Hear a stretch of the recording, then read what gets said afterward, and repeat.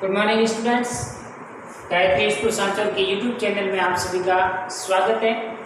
साथ ही साथ इस चैनल को लाइक, शेयर, कमेंट एंड ज़्यादा से ज़्यादा सब्सक्राइब करें ताकि नए नए वीडियो आपको उपलब्ध हो सके। और इसी के साथ गायत्री कॉलेज सांचौर के यूट्यूब चैनल को सब्सक्राइब करना भी न भूलें। आज अपन टॉपिक डिस्कस कर रहे हैं एग्रीकल्चर साइंस क्लास 12 के बच्चों के लिए, और अपना चैप्टर नंबर दूसरा था वो था ऑर्गेनिक फार्मिंग, उसका डेफिनेशन, इम्पोर्टेंस एंड इसकी उपयोगिता, और आगे भारत में इसका क्या, भविष्य में इसका क्या स्कोप है, इसके बारे में मुझे कर रहे थे। तो कल अपन ने जैविक खेती की परिभाषा अलग अलग इंस्टीट्यूट और अलग अलग संस्थान के द्वारा बता दी थी आपको, जिसमें हाँ कि विदाउट इंसेक्टिसाइड, पेस्टिसाइड्स और फर्टिलाइजर का उपयोग किए बिना की जाने वाली खेती जैविक खेती कहलाती है। तो अक्सर जैविक खेती हमें करनी है तो हमें किन किन प्रकार के खादों का उपयोग करना होता है। तो अभी मैंने आपको बताया कि इसमें आप रासायनिक उर्वरक प्रयोग में नहीं कर सकते हैं। DAP, urea, muriate of potash, MOP और प्रकार के जितने भी प्रकार के उर्वरक है उसका आप खेत में प्रयोग नहीं कर सकते। तो अक्सर हम जैविक खेती करना चाहते हैं और किस प्रकार के खादों का, उर्वरकों का प्रयोग करके अपन जैव विविधता को, सस्टेनेबल टिकाऊपन एग्रीकल्चर को बढ़ावा दे सकते हैं। तो इसमें अपन अलग अलग खाद की बात करेंगे, जीवाश्म खाद की, जैविक खाद की बात करेंगे। इसमें आज का अपना जो पहला और फर्स्ट रहेगा वो रहेगा जीवाश्म खाद, या इसको कहते हैं जैविक खाद के नाम से भी जाना जाता है। तो जैविक खाद क्या है? पौधों की जैविक खाद होता है जिसमें पौधे की वृद्धि और विकास के लिए, आपको 11th में भी पढ़ा चुके हैं कि 17 आवश्यक पोषक तत्वों की क्या होती है, आवश्यकता, और वही 17 आवश्यक पोषक तत्व पौधे की वृद्धि और विकास में महत्वपूर्ण भूमिका निभाते हैं। तो इस जीवाश्म खाद में भी वह समस्त प्रकार के पोषक तत्व है वो मौजूद होते हैं जो फसल की वृद्धि और विकास में महत्वपूर्ण भूमिका निभाते हैं। जीवाश्म एक दो शब्दों से मिलकर के बना हुआ जीव और अंश, जिसका मतलब होता है जीवाश्म। दो शब्दों से मिलकर बना है, जीव प्लस अंश, ये एक संधि है, जीव प्लस अंश, इनसे मिलकर के इसका निर्माण हुआ है। और इसको सिंपल शाब्दिक अर्थों में कहें तो कहते हैं जीवाश्म खाद। जीवाश्म खाद की यहाँ परिभाषा लिखी, पौधों को आवश्यक पोषक तत्वों की पूर्ति के लिए वे सभी कार्बनिक पदार्थ, ऑर्गेनिक मैटर, ठीक है, जो भूमि में मिलाए जाने पर भूमि की फर्टिलिटी, पावर, उर्वरकता शक्ति को बढ़ावा देते हैं, खाद कहलाता है। और खाद का अभिप्राय उन सभी प्राकृतिक पदार्थों से, खाद आपका प्राकृतिक होता है और उर्वरक होते हैं वो कैसे होते हैं, कृत्रिम फैक्ट्रियों में बनाए जाते हैं। तो ये आपके प्राकृतिक पदार्थ हैं जो स्थूल कार्बनिक खादों में, जैसे गोबर की खाद होगी तो गोबर की खाद भी प्राकृतिक है आपकी। कंपोस्ट खाद जो केंचुए के द्वारा निर्मित की जाती है, वही जो आपका गोबर है उसमें केंचुए छोड़ेंगे तो ये भी प्राकृतिक हो गया। हरी खाद, लोबिया है, आपका ग्वार है, साइमोप्सिस टेट्रागोनालोबा है, रिस्का है, मेडिका सेटाइवा, इनकी भी अपन हरी खाद तैयार कर सकते हैं, तो ये भी प्राकृतिक है। आदि वसांद्रित कार्बनिक खादों में खलियां, हड्डी की खाद इत्यादि को निर्मित किया गया है। खाद ये ऐसी जीवाश्म खाद है जो प्राकृतिक या जैविक या कार्बनिक खाद के नाम से भी इसको जानते हैं। प्राकृतिक खाद, जैविक खाद या कार्बनिक खाद भी कह सकते हैं। जीवाश्म खाद जो होती है इसमें मुख्य रूप से आपकी गोबर की खाद, अभी मैंने आपको बताया, हरी खाद के रूप में आपका लोबिया है, इसके अलावा ग्वार है, मेडिका रिस्का है, इनको आप हरी खाद के रूप में प्रयोग में ले सकते हैं। कंपोस्ट की खाद है, खली की खाद है, हड्डियों की खाद है, पोल्ट्री खाद है, मछलियाँ जो मुर्गियाँ पालन करने के बाद जो अवशिष्ट पदार्थ प्राप्त होते हैं वो है, मछली की खाद है, मानव विस्ता की खाद इत्यादि प्रकार की जीवाश्म खादों के अंतर्गत आती है। और इसी के साथ साथ कुछ जैविक उर्वरक होते हैं, ठीक है। ये तो अपन ने बात की किसकी, जैविक खाद की, किसकी बात की, जैविक खाद की। और कुछ होते हैं वो होते हैं जैविक उर्वरक। और ये जैविक उर्वरक जैसे कि आपका राइजोबियम कल्चर, इसके अलावा इसमें एरोबैक्टर जीवाणु, एरोबैक्टर प्रकृति के जीवाणु, ये भी प्रकृति में प्राकृतिक रूप से पाए जाते हैं और वायुमंडलीय नाइट्रोजन का फिक्सेशन करके फसल को नाइट्रोजन है, फॉस्फोरस है, कैल्शियम है, मैग्नीशियम आदि पोषक को उपलब्ध करवाने का क्या करते हैं, कार्य संपादित करते हैं। तो इसमें आपके जैविक खाद के अंदर राइजोबियम हो गया, एरोबैक्टर हो गया, एजोबैक्टर आता है, एरोबैक्टर के बाद एजोबैक्टर और BGA नील हरित शैवाल या ब्लू ग्रीन एल्गी, ठीक है। तो ये समस्त की समस्त आपके बायो फर्टिलाइजर के रूप में काम में लिए जाते हैं। राइजोबियम है जो लेग्यूमिनेसिकुल के पादपों में नाइट्रोजन फिक्सेशन का काम करते हैं, एरोबैक्टर और एजोबैक्टर है ये एक बीजपत्री पादपों को नाइट्रोजन उत्पन्न करवाने का काम करता है। BGA गेहूं और धान चावल की फसल में नाइट्रोजन को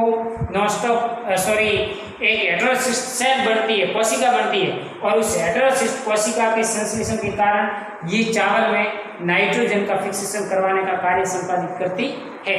तो इस प्रकार से आप जैविक खेती में इस जैविक खाद का, हरी खाद का, कंपोस्ट खाद का और बायो फर्टिलाइजर जैव उर्वरकों का प्रयोग करके जैविक खेती को बढ़ावा दे सकते हैं।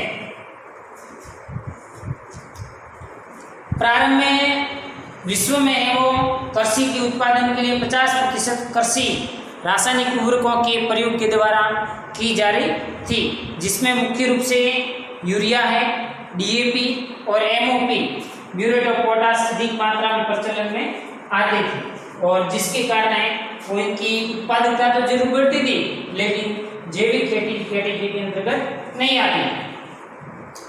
तो इस संदर्भ में भारतीय मृदाओं में जैविक कार्बन की सर्वत्र कमी रह जाती है और उस कमी को पूरा करने के लिए हमें जीवाश्म खाद, गोबर की खाद, हरी खाद, बायो फर्टिलाइजर, जैव उर्वरक, कंपोस्ट इत्यादि को मिट्टी में मिला करके मृदा की उर्वरता क्षमता को बनाया जा सकता है। इस प्रकार ये जो आपकी जीवाश्म खाद या इसको अपन कहते हैं जैविक खाद होती है, ये जैविक खाद मृदा की तीनों प्रकार की अवस्थाओं को सुधारने का क्या करती है, काम करती है। तो जैविक खाद की उपयोगिता यानी कि अपन खेत में जैविक खाद को उपयोग क्यों करते हैं, अभी मैंने बताया कि ये जैविक खाद, कंपोस्ट खाद, हरी खाद खेत में मिलाएंगे तो मृदा की सॉइल फर्टिलिटी, उर्वरकता क्षमता है वो क्या होती है, बढ़ती है। तो उर्वरकता क्षमता को बढ़ानी है, लंबे समय तक टिकाऊ कृषि हमें यदि करनी है तो जीवाश्म खादों का, जैविक खादों का, जैव उर्वरकों का प्रयोग आपको करना पड़ेगा। यदि लंबे समय तक सस्टेनेबल एग्रीकल्चर का कार्यक्रम आपको अपनाना है तो आप सस्टेनेबल एग्रीकल्चर, टिकाऊ कृषि का कार्यक्रम अपना करके जैविक खाद का उपयोग करोगे तो मृदा की भौतिक, मृदा की रासायनिक एवं जैविक अवस्थाओं पर है वो आपके कोई किसी प्रकार का नेगेटिव प्रभाव नहीं पड़ेगा।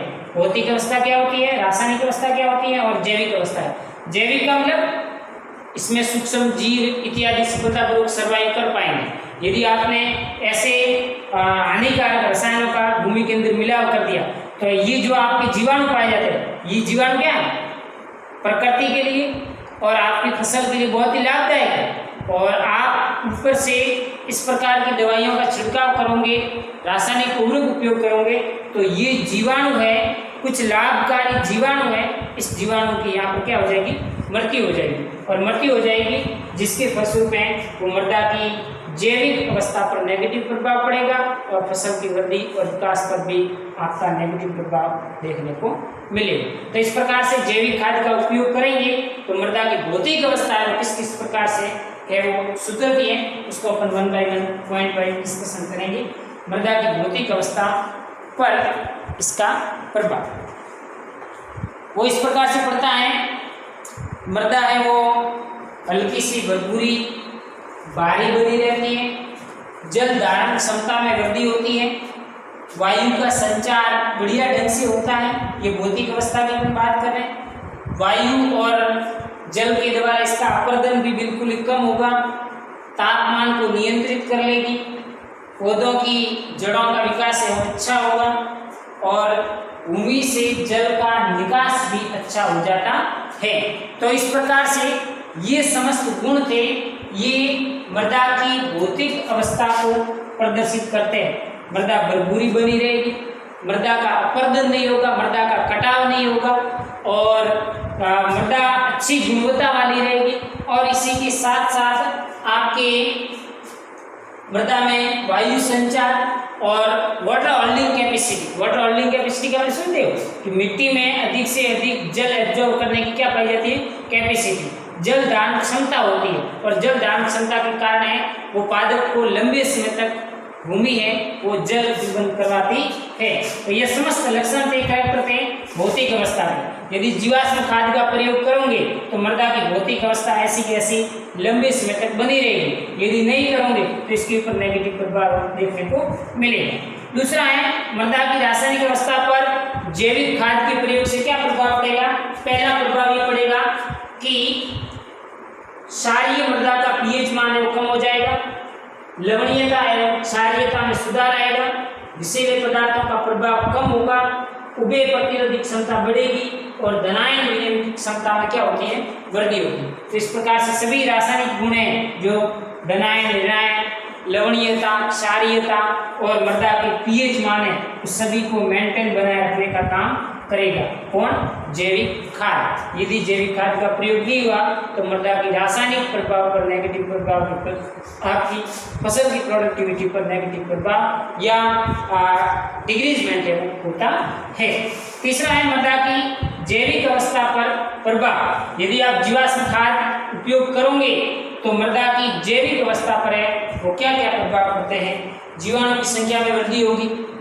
अभी मैंने आपको बताया था कि ये समस्त प्रकार के जो जीवाणु हैं, राइजोबियम, कैरोबैक्टर, azotobacter, BGA, PSB, phosphorus solubilizing जीवाणु, जेडएसपी, जिंक सोल्यूबल बैक्टीरिया, ये सब बैक्टीरिया है वो फसल को किसी न किसी रूप से, प्रत्यक्ष या अप्रत्यक्ष रूप से इनको नाइट्रोजन, फॉस्फोरस, पोटेशियम, जिंक इत्यादि को उपलब्ध करवाने का कार्य संपादित करते हैं। यदि ये जीवाश्म खाद उपयोग में हुआ तो सफलतापूर्वक ये जीवाणु इस मिट्टी के अंदर सर्वाइव कर पाएंगे। और यदि इस जीवाश्म खाद का प्रयोग नहीं हो पाया जिसके कारण मिट्टी की ये सभी प्रकृति है वो चेंज हो जाएगी और प्रकृति चेंज हो जाएगी तो ये जीवाणुओं की मृत्यु हो जाएगी और मृत्यु के होने के बाद जो ये कार्य संपादित कर रहे हैं, नाइट्रोजन फिक्सेशन जैसा कार्य संपादित कर रहे हैं, वो कार्य संपादित नहीं हो पाएगा और आपकी उत्पादकता और मिट्टी की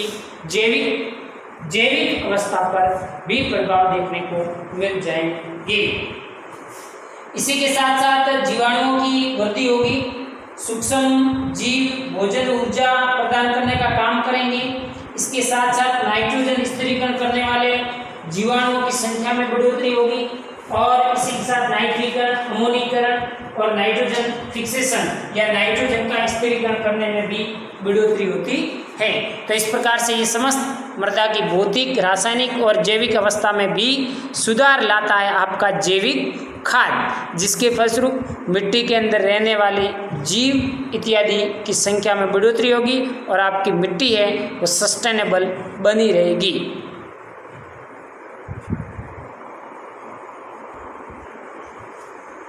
जैविक खाद का वर्गीकरण दो तरीके से करते हैं। दो प्रकार की खाद पाई जाती है, एक होती है स्थूल कार्बनिक खादें और दूसरी होती है सांद्र कार्बनिक खादें। दोनों में क्या अंतर है? स्थूल कार्बनिक खादों में कार्बनिक पदार्थ की मात्रा तो अधिकतम होती है और पोषक तत्वों की मात्रा क्या होती है? कम होती है। ऐसी खाद स्थूल कार्बनिक खाद कहलाती है।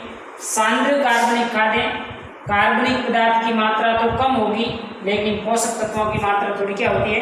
अधिक होती है। तो इस प्रकार के खाद को, जैविक खाद को सांद्र कार्बनिक खाद की कैटेगरी के अंतर्गत रखते हैं। स्थूल कार्बनिक खाद जैसे गोबर की खादें, वर्मी कंपोस्ट खादें, कंपोस्ट खादें, हरी खादें, चिड़िया की बीट है इत्यादि प्रकार की खादें स्थूल कार्बनिक खादों की श्रेणी के अंतर्गत आती है। दूसरी है सांद्र कार्बनिक खादें, खलियां, हड्डी का चूरा, सूखा रक्त और मछली की खाद इत्यादि प्रकार की खादें सांद्र कार्बनिक खादों की श्रेणी के अंतर्गत आती है। और इन प्रकार की सांद्र कार्बनिक खादों का प्रयोग अधिकतर किया जाता है नर्सरी वाले प्लांट में। जो आपको बताया था कि पादप उत्तक संवर्धन टेक्निक्स में जो पॉली बैग में प्लांट को छोटा जो नवोद्भिद प्लांट विकसित होता है उसको पॉली बैग में स्थानांतरित किया जाता है, उस संदर्भ में इन जैविक खादों का प्रयोग उस पॉली बैग में किया जाता है और तत्पश्चात उसके अंदर इस प्लांट को रोपा जाता है।